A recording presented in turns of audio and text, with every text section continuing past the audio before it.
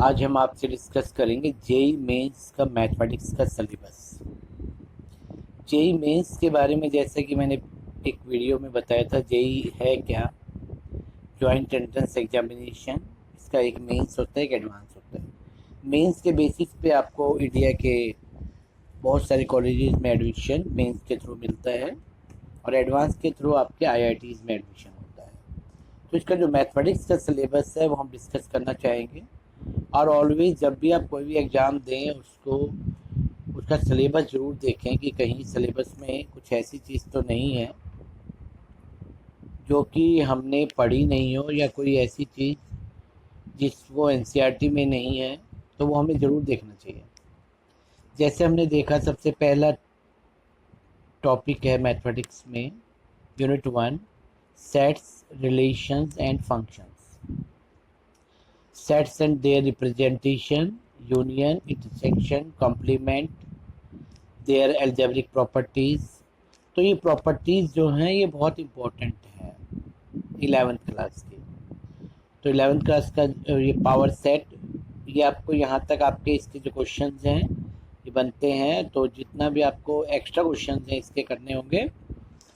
और रिलेशंस में types of relations, equivalence relation, functions, one one, into, onto. आपके one one function है आपके सिलेबस में 12th में, इनटू है, ऑन टू है, लेकिन कंपोजिशन ऑफ फंक्शन नहीं है। जो मैंने ये लगाया है निशान कंपोजिशन ऑफ फंक्शन, ये आपका अलग है, ये आपका पुरानी एनसीईआरटी में था, तो ये अब सिलेबस में नहीं है। तो आपको कंपोजिशन ऑफ फंक्शन भी करना होगा। अब है complex numbers and quadratic equations. Complex number quadratic equation में, क्योंकि 11th क्लास का जो कॉम्प्लेक्स नंबर का आप सिलेबस जो है वो बहुत कम है, तो उसमें केवल कॉम्प्लेक्स नंबर के बारे में बता रखा है, लेकिन उसके बाद जो पोलर फॉर्म है, मॉडुलस और आर्ग्यूमेंट, ये नहीं किया हुआ है। और क्वाड्रेटिक इक्वेशंस, क्वाड्रेटिक इक्वेशंस में relation between roots, coefficient, nature of roots, formation of quadratic equation with given roots, ये सारा आपका कहीं सिलेबस में नहीं है, ये आपको अलग से पढ़ना होगा। फिर आपका आता है matrices and determinants. Matrices and determinants में मैक्सिमम आपके सिलेबस में है, फिर भी आप प्रॉपर्टीज जरूर कर लेना। प्रॉपर्टीज ऑफ डिटर्मिनेंट्स इसमें मेंशन तो नहीं है कहीं भी, लेकिन फिर भी प्रॉपर्टीज ऑफ डिटर्मिनेंट्स। और एक कंसिस्टेंसी का जो क्वेश्चन है, कंसिस्टेंसी कि कंसिस्टेंट इक्वेशन है या नहीं है, वो अलग से आप अच्छी तरह करना है इसको। फिर आपका परमुटेशन एंड कम्बिनेशन में, परमुटेशन कम्बिनेशन में इसमें कहीं नहीं लिखा हुआ है कि लीनियर में होना चाहिए अरेंजमेंट, तो इसलिए कई बार क्वेश्चन सर्कुलर परमुटेशंस के भी आ जाते हैं। यदि एक राउंड टेबल पे बैठे हैं 5 लोग और उनकी कितनी अरेंजमेंट हो सकती हैं, तो इस तरह के क्वेश्चन भी आ जाते हैं, तो इसलिए ये आपको करना होगा। बाइनोमियल थ्योरम में, बाइनोमियल थ्योरम में 11th का सिलेबस में बहुत कम दे रखा है।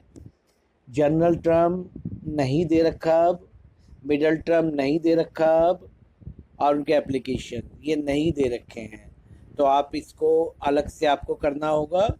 ये आपकी पुरानी एनसीईआरटी में भी कंसेप्ट मिल जाएगा आपका, और आप बाकी किसी बुक से भी कर सकते हैं।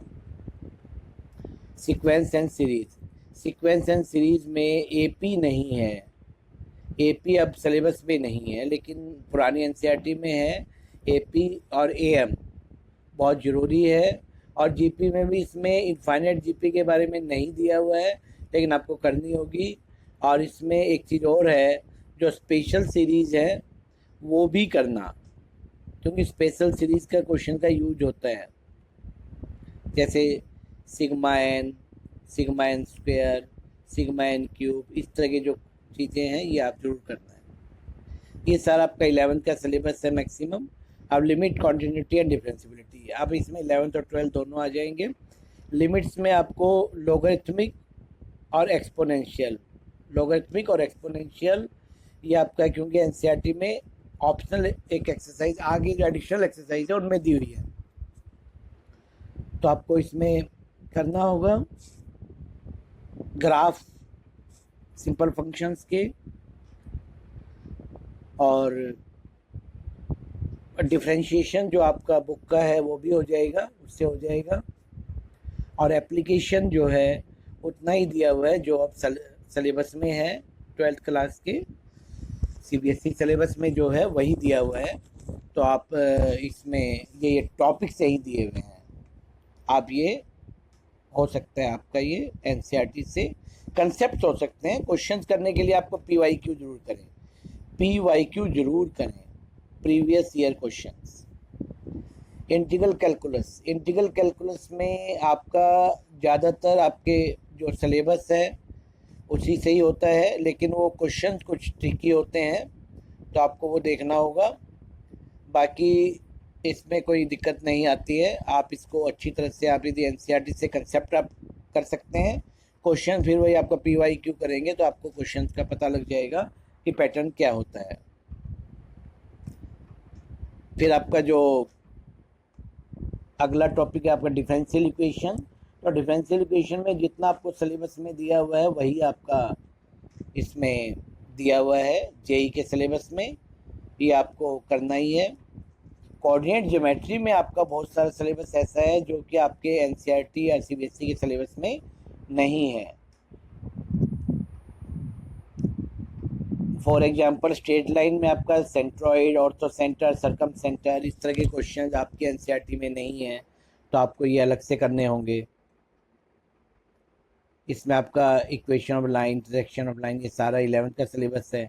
सर्कल में आपको सर्कल स्टैंडर्ड आपकी इक्वेशन है केवल उसमें आपका 11th क्लास में, लेकिन आपको equation of circle with and points of A diameter, points of intersection of A line and circle, centre at origin and conic section में भी आपको थोड़ा सा हायर लेवल के क्वेश्चंस करने होंगे।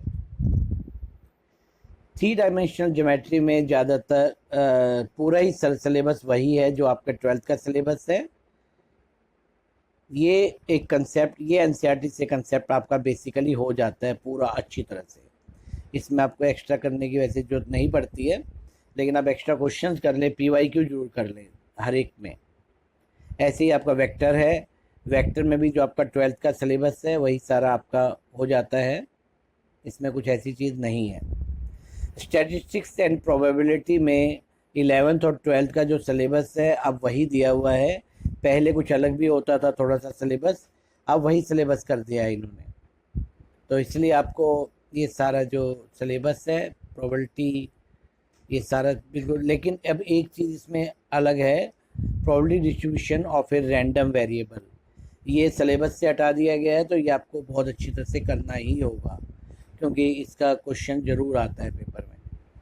अब टिग्नोमेट्री में देखा जाए तो कुछ भी नहीं है 11th की टिग्नोमेट्री में, लेकिन 11th 12th की टिग्नोमेट्री में अब एनसीईआरटी में, और लेकिन इसमें भी कुछ मेंशन नहीं है। लेकिन आपको टिग्नोमेट्री आपको बहुत अच्छी तरह से करनी पड़ेगी। एनसीईआरटी तो बेसिक कंसेप्ट्स हैं, बाकी आप पीवाई कीजिए, उससे आपका हो जाएगा। लेकिन इसमें आप ट्रिग्नोमेट्रिक इक्वेशन जरूर कर लेना।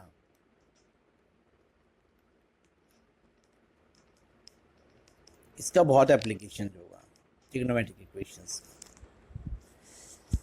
Thank you very much for seeing the video. आपको अच्छी लगी होगी, आप इस वीडियो को शेयर करें और हमारे चैनल को सब्सक्राइब करें आगे की और वीडियोस के लिए।